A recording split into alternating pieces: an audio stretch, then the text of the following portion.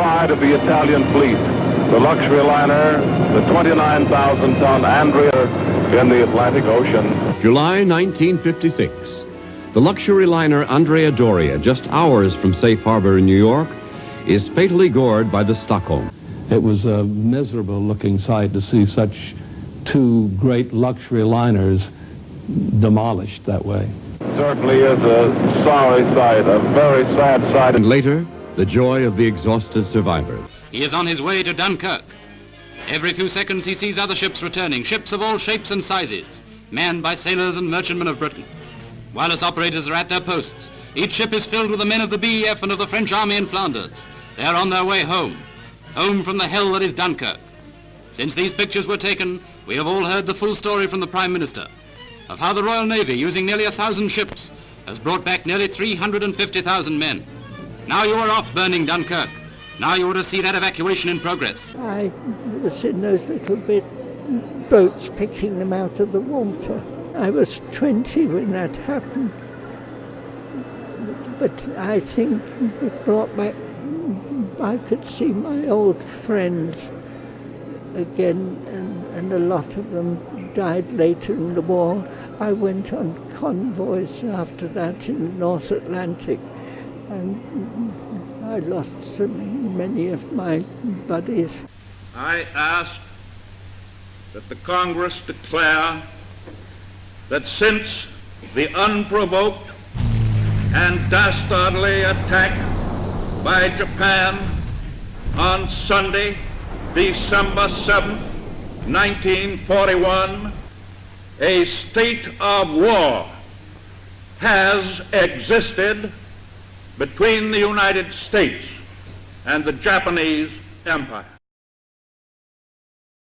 It was called a death march not because of how many died. Of the 12,000 Americans, only about 1,700 lived to come home. But they called it a death march because of the way they died. If you stopped on the road, you were killed. If you had a malaria attack, they killed you. If you had to stop to defecate, they killed you. If you just couldn't take another step, they killed you. And how did they kill you? They'd either bayonet you to death, shoot you, or in some cases decapitate you. They did not give us water. They gave us no food. The temperature was about 108 degrees. The Americans that were captured, a good 80% of them had malaria. Another 50% had dysentery. So we were gunshot wounds, malaria, dysentery, and we had to walk this distance that they wanted us to. Under these conditions, it was unbearable. I think that what kept me going is this: about the second day, I made the decision that the only way I was going to survive was if I started to set goals for myself. And I would walk and I would see a herd of caribou in the distance. And I would say to myself, I must get to that herd of caribou. I didn't know where they were. I didn't know how far they were. I didn't know how many days it was going to take me or how many hours. But I made every effort to get to that herd of caribou. No matter what happened. The Japanese told me to smile, I did. They told me to sit, I sat. They told me to march, I marched. They hit me, it was okay. They broke my nose, they knocked my teeth out. They split my head open, but I still had to go to reach those herd of caribou. You know, disabled American veterans doesn't mean that you have to be disabled with the loss of a limb. You could be disabled other ways. And I do believe that every man that came back from Bataan are disabled in some manner, either mentally, emotionally, through physical attributes. Of August 6th, Japanese time, the first atomic bomb hit an enemy target. From 29,000 feet, the Hiroshima explosion looked like a giant candy floss. But down below there were real people, tens of thousands of them, burning alive.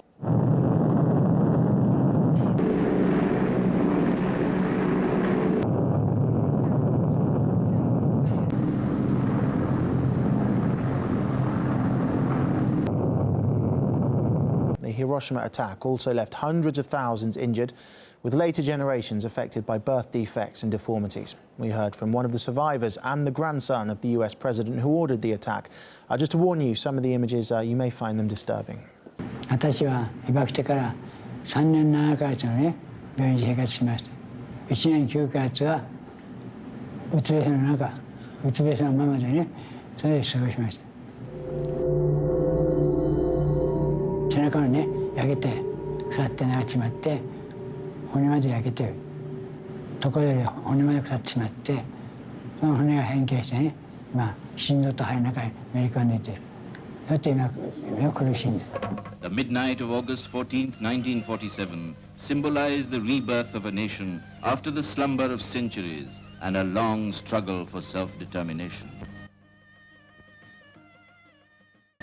Jawaharlal Nehru, the first Prime Minister, said with moving eloquence, "Long years ago, we made a tryst with destiny, and now the time comes when we shall redeem our pledge, not only or in full measure, but very substantially.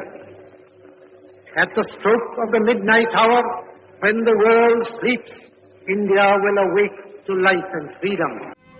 On August 15th, the appointed day, people gathered to welcome the dawn of a new age and witness the peaceful transfer of power. After hoisting the national flag, the first servant of the Indian people addressed from the ramparts of the Red Fort the 500,000 gathered below. On this day, our first thoughts go to the father of our nation, who held aloft the torch of freedom and lighted up the darkness that surrounded us. Good day from ABC Space Headquarters in New York. It is July 20th, 1969, and man is about to land on the moon.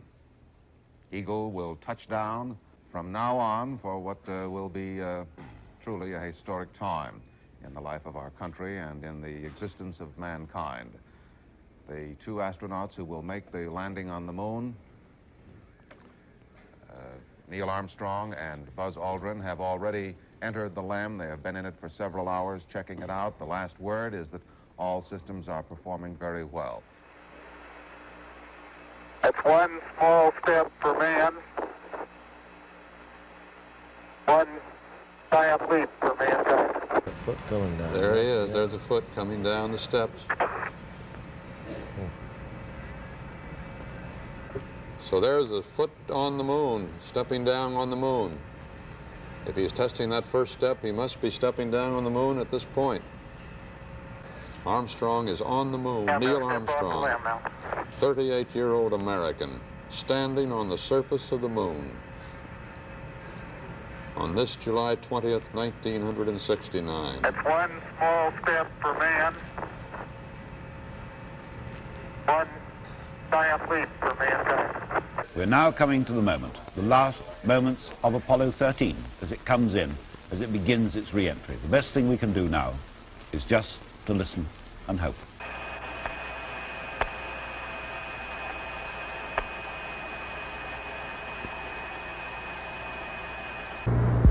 Houston, we've had a problem. Everybody's watching for those small red and white parachutes to come out to signal the final safety stage of this flight. There they are. There they are. There they are. There they are. They've made it.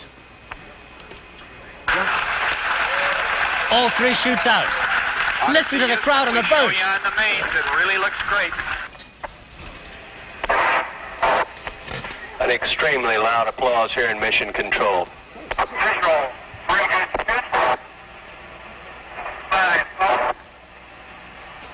An extremely loud applause as Apollo 13 on main chutes comes through loud and clear on the television display here. The smoke you see is venting of RCS propellants, reaction control system propellants. According to 5,000. Under Apollo 13, this is recovery, and your chutes look good. Out you see there, the crew confirming that they dumped all of their fuel successfully. Here comes the first helicopter with the first swimmer. And there he goes. The first swimmer has been deployed. Seamen scrambling to get a ramp up, red carpet out, and there they come. First Fred Hayes, then Jack Swigert, and finally Jim Lovell.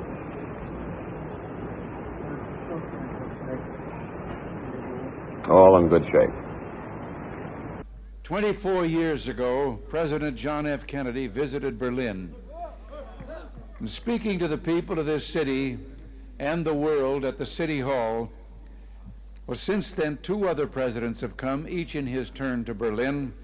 And today, I myself make my second visit to your city.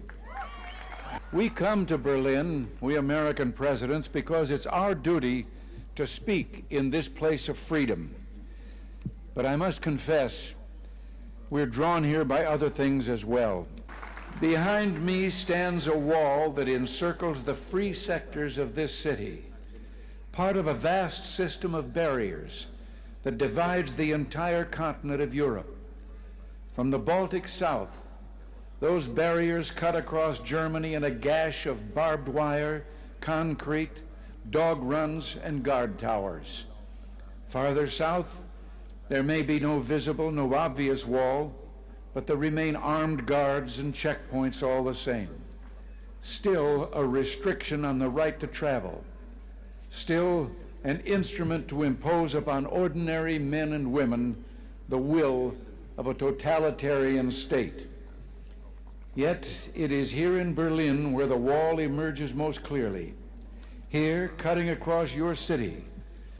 Today I say, as long as this gate is closed, as long as this scar of a wall is permitted to stand, it is not the German question alone that remains open, but the question of freedom for all mankind.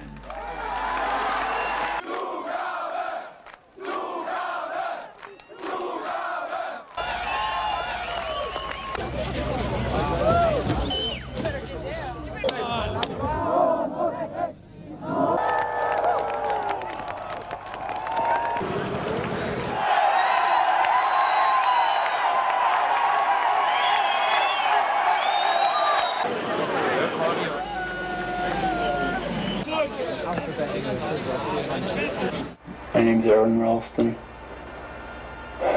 My parents are Donna and Larry Ralston of Englewood, Colorado. Whoever finds this, please make an attempt to get it to them. Be sure of it. I would appreciate it. And I knew, even from the very beginning, I was going to have to cut my arm off. I don't want to cut my arm off. Well, that's a pretty rational response. And I said, dude, you're going to have to cut your arm off. And it was, that's it, that's it, that's it. I don't have to cut through the bone. I can use the boulder, break the bones. And this smile came up in my face. And indeed, it only took me a minute, and I pushed down, wow! And that bone shattered. And I was going to get out of there. I actually did see myself leave the canyon. As I walked out of the canyon and into a living room where I saw a little boy, maybe 3 years old, blonde hair, red polo shirt, playing with a truck. And then as I watched, I saw myself step into the room, and he comes running over to me, and I see myself scoop him up with my left hand and a handless right arm. And we pranced around and danced, and his eyes just lit up, beautiful blue eyes, and say, Daddy, it's good to see you. I'm glad you're home. Can we play? And then it blinked out, and I was back trapped by the boulder, shivering and shuddering. And yet that little boy gave me the hope. Mom, Dad, I love you. I'm sorry. I love you. I go out looking for adventure, trying to prove something about myself. Now I'm going to die. It's just dumb, dumb, dumb. French workers struggle through the rubble in Haiti. It's now 15 days since the quake. But they're called in after people hear noises, possibly someone underneath. Sure enough, she emerges.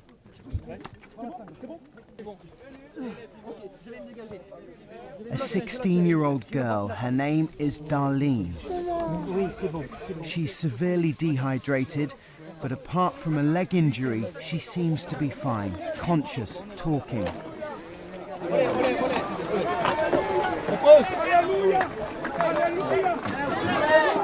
This French doctor says it's an absolutely crazy ordeal for her to have stayed there for 15 days without eating. It's not known how exactly she survived. It's thought she was there under a pocket of rubble, and there are reports that she drank water from a bath. As she was transferred to hospital, she simply said thank you. Her rescue has been described as a miracle. Euphoria in Chile as 33 miners are found alive in a collapsed mine almost half a mile underground. But now the hard part, digging them out. At first, mine officials believed that there was only enough emergency air and food supplies to last the miners 48 hours. Then some incredible news and pictures emerged more than 2 weeks after the search began for miners trapped in the San Jose gold and copper mine, roughly 500 miles north of Chile's capital city. Camera lowered deep into the mine shaft, nearly 2,300 feet, revealed just darkness at first, and then this, a face.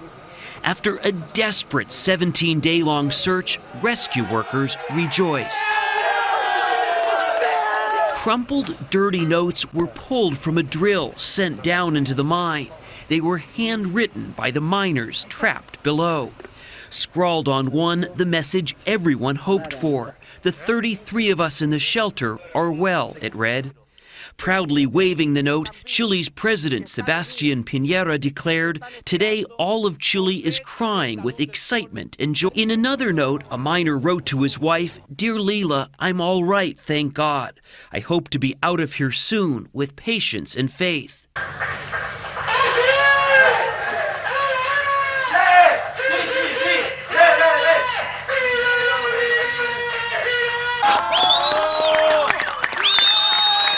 ¡Viva Chile, mierda! ¡Viva!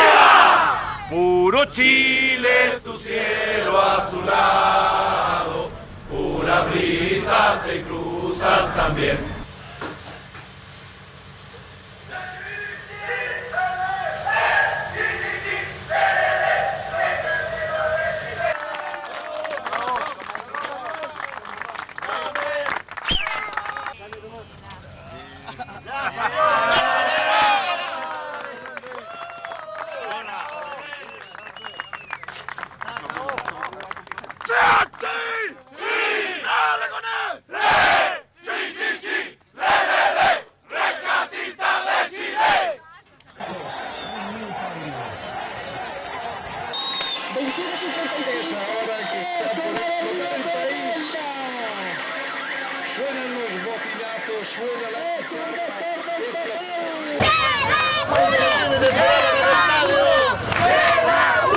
How are you doing, Nico? Just talk to me and I'll help you, eh? Okay, so have you come into the next deck? Onto the main deck? All right, so you should be walking on the ceiling, yeah? Okay. What's that? Oh, okay. All right, you found one, yeah? He's alive, he's alive. Okay, keep him there, keep him there. All right, just, all right, just hold him there, okay? Just keep him there. Fucking hell, I don't know what we're gonna do now. All right, just keep him there and keep him calm, okay? All right, just reassure him, pat him on the shoulder. Okay. All right. All right. Could he not put that overall in? That was flying around.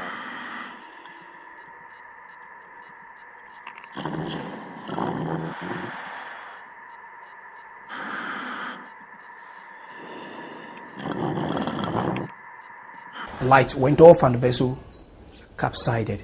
And I was there trying to, and the WC fell on my head and tear my head. And I was there struggling on how I can be able to open the door. When I was right there in the water, when I have access to nothing, right down inside the water, I thought of my family, thought of my mom, my brothers, my wife. I have access to none of them, no way to get to them. And I was right there in the water and I know I'm going to die. But the only thing I could put my hope and trust in and my confidence in is God. I don't know it's up to 3 days because I was thinking it's just a day, maybe it's getting to the evening. I was on there, keep on praying. When I prayed for some time, I stopped. And I said, God, let that will be done as it is in heaven, because I have tried my best. And I have called on you, and you have never failed me before. And you will never fail me at all in my life. So as I said that, to me, if death comes, let it come. If death did not come, I know He's going to rescue me. So as I was there like that, I kept calm, and I was bold because I was not afraid anymore, because I know it's life and death. The line is already drawn. If you want to come, let it come. What's your name? Harrison. Okay, Harrison. My name is Colby. Okay, and I'm going to bring you home, okay? We're going to take you back to that dramatic rescue in Thailand now, and we've just received new pictures of the rescue itself inside the cave system. And these are the boys actually being brought out along the cave system in that 3-day operation to rescue the 12 boys and their football coach who'd been trapped in that cave for more than a fortnight. And it's emerged now that the boys were passed along through the cave system on stretchers, and that they had been heavily sedated, so they were effectively sleeping. One of the great fears of the rescuers was that the boys would panic as they were being brought out. As well as this international team of rescuers who went into the caves to bring them out, including British divers. We know elite British cave divers were part of the team. But there was also, it's now emerged, an Australian diver, an Australian expert diver, who was also an anaesthetist, and it seems that he had a pretty critical role to play. Such a mammoth and incredible effort by so many people, international rescuers from around the world, including, as I've said, British divers. And you can see these are the first pictures, really dramatic pictures, of the boys themselves being carried out, and as I say, heavily sedated there. You can see them in those tinfoil covers to keep them warm, and brought out alive, perhaps against all the odds. 12 boys and their coach rescued alive. Fond farewells in the Chiang Rai hospital to those who've been looking after them since their dramatic rescue. What a journey this has been. The boys are back in town. First to speak was Adun, the stateless tribal teenager from Myanmar who described the magic moment when the 2 British divers first emerged from the murky water. When they got out of the water, I was alarmed. I just greeted them, and they greeted me back. I thought the whole thing was a miracle.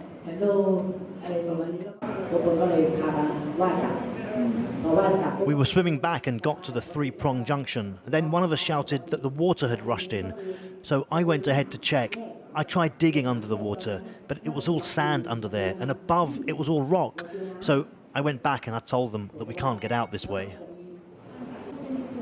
Of course, this is the biggest experience in my life. I realised the value of life, the value of myself.